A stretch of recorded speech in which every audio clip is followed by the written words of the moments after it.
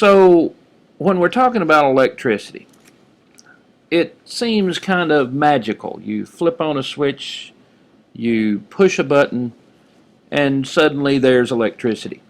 So how do you get electricity when you turn a switch or push a button like on a flashlight? Well, it has to do with how ions flow. Now you may remember that ions are these positively or negatively charged atoms. And the charges is what has to do with electricity. Like the different ends of a magnet, you may remember, like the different ends of a magnet, identical charges repel each other, like here. Positives repel, negatives repel, wherever that would be. I don't guess it's right here. But opposites attract. Positive, negatives attract, positive, positives repel. So you can make a charge move. Just like with a magnet, you can make something move. If something's magnetic and you hold a magnet over it, you're making it move. So it's kind of a similar process. You can get a negative charge to move away from another negative charge, or a positive charge to move away from another positive charge. And you can also get a negative charge to move closer to a positive charge. So, kind of in a nutshell version of how electricity moves, is you can get lots of negatively charged ions to move if they have lots of positively charged ions that they're going to. So that's how you get electricity in a current. Now there's a lot more that we'll be talking about this, but that's what's happening here. You are controlling the current by the positive and the negative ions. You're kind of forcing them to go toward each other. Well, I don't know if you've probably don't have a full grasp of that yet, but here's a little bit about what we have here. You can measure the potential energy in something called volts. I don't think I have this anywhere else here, so I'll go ahead and type it in. You can measure the potential energy in something called volts. Now, by potential energy, if you have more negative charges, then you have more potential electricity. And potential energy per charge is something called volts. And I may have that here. Yes, volts measure potential energy per charge. And you can see that volts are going to be in joules over coulombs, and we'll get back to that in a little bit. But here you have, pardon me, a regular old battery. Well, double A's are very common. These small batteries are about 1.5 volts. About 1.5 volts, and it'd be a capital V. Now these large car batteries are usually about 12 volts. So these are measuring potential energy. The potential amount of electricity that can be gained through this at 1.5 volts is not the same potential electric energy that can be gained from this car battery at 12 volts. Now I'm sure you've seen signs that say like 1,000 volts or 5,000 volts that would be at like electrical power stations. So there's a lot of volts that could potentially cause electricity. And remember, it's potential energy. Batteries, what they're going to do is convert chemical energy into electrical energy. Now your book is going to say how there are electrolytes in these dry cell batteries on the left here, and the wet cell batteries on the right, where you actually have liquid electrolytes in here. But either way, the electrolytes are going to cause a chemical reaction, and that chemical reaction is what's going to create the ions. You know, we talked about chemical reactions and how it can create ions. Here's roughly what is happening in a battery. Here at the top end you have all the positive ions that come from the electrolyte and the chemical reaction, and at the bottom you have all the negative ions. You may have noticed on a battery you can see positive. Oh, here's positive. This side's positive up here, and you can't see it, but this side's negative here. So what you want is all the negatives to flow toward the positive. You've got a barrier in here which won't allow it to do it. But whenever you flip the switch of, say, the flashlight here, what happens is it connects the circuit. And by connecting the circuit, all these negative ions will rush toward the positive ions. It creates a current of ions, and that is what shines here with the flashlight or with the light bulb, kind of the same premise there.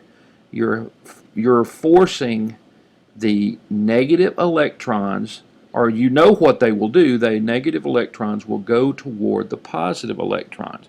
Yeah, that's very, very smart right there. Very smart. The Edison, all those that came up with this idea. So let's go to this particular one, and I'll check my notes to see where we have. Okay, we have on this battery, one battery terminal is positive and one battery terminal is negative. Here's the positive. You can see it right here. So this is the positive terminal, and this is the negative terminal. And they have it to where on all batteries it's always the red that's positive and the black that's negative. So it's kind of universal that way. So whenever you have the connection here, when you connect something from one through, say, a car battery to another, then that gets the current flowing. Gets the current flowing from one to another. Gets the current flowing from one to another.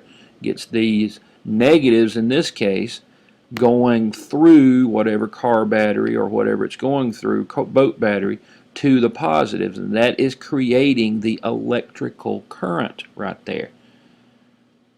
Since the positive is attracted to the negative and the negative attracted to the positive, a current of charges flows from one terminal to the next through the bulb or through the engine or whatever you are sending electricity through. Now there's another term here. The rate at which these charges flow from one terminal to the next is called the current. Let me see if I happen to have it here. Yes, the rate at which it flows is going to call the current, and it is measured in something called amperes. That is not very bright right there. Let's see if I can get this on another page.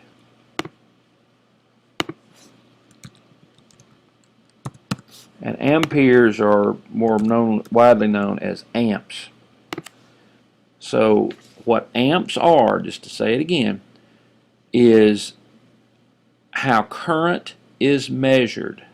The current from one terminal to the next is measured in amperes or amps.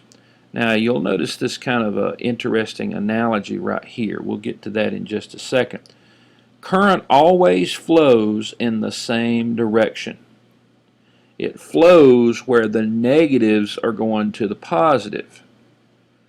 But conventional current, that's a term in your book, moves in the opposite direction. So the current is technically said to be going from positive to negative, even though you actually have negative ions flying through there. But anyway, most electrical appliances you plug in an outlet have the same voltage, which is 120 volts. I would type that in here, but it won't turn out to be anything, so I'll type it in here. 120 volts. Some things like light bulbs are meant to have different voltage. You ever notice that you can have a light bulb that is like 40 watts and a light bulb that's like 100 watts? The 40 watts won't shine as bright as the 100. But the electrical current is the same. The current that flows up through here is going to be that standard 120 every time. The current isn't what's changed. You have what's called resistance. In a light bulb, the filament is what makes the resistance. The resistance is used to change the amount of power. In a light bulb, this filament creates friction, and the friction doesn't allow as much of the current to flow through.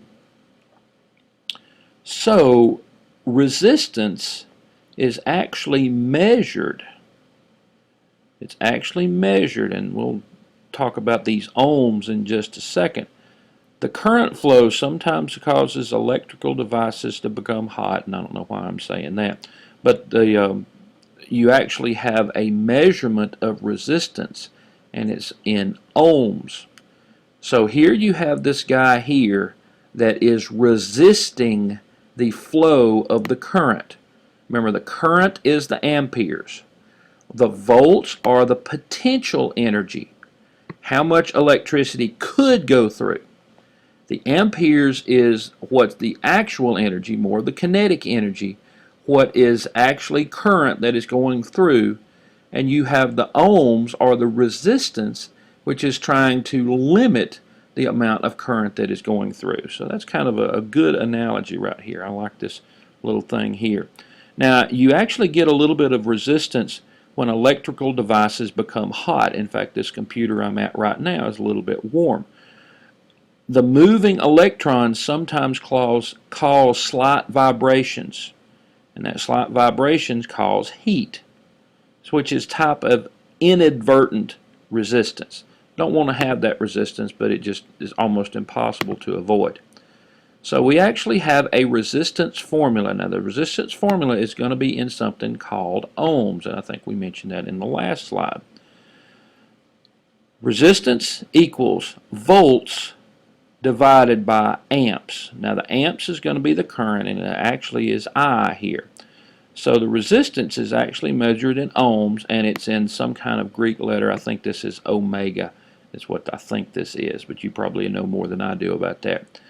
A resistor looks something like this, is a special type of conductor that's used to control the currents. It has resistance. They have a specific amount of resistance. For example, this one may be a 10 ohm resistor. And I don't think there's any way I can draw that omega sign very well here. But anyway, that's it.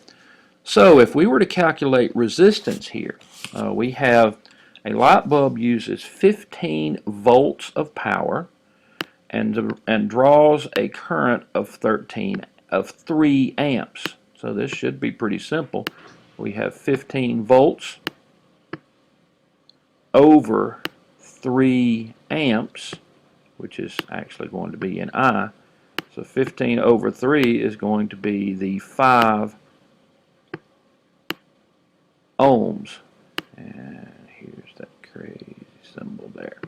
So 5 ohms of resistance. Now in this case you are given ohms and you are given amps. So if you're given ohms and amps, what have you not got? You do not have volts. So in this case you'll have to solve for volts, and since we've done this many times, it will be easy to see that volts is going to be the resistance times the amps. And I'm really running short on time here, so I will not calculate this out, but resistance is going to be the measurement in ohms, so that would be 12, and the amps is going to be 0.5. Well, we can do this in our head. 0.5 times 12 is going to be 6. So that is going to be 6 volts is what that one will be. I hope you've learned a little bit about these volts, amps, and ohms.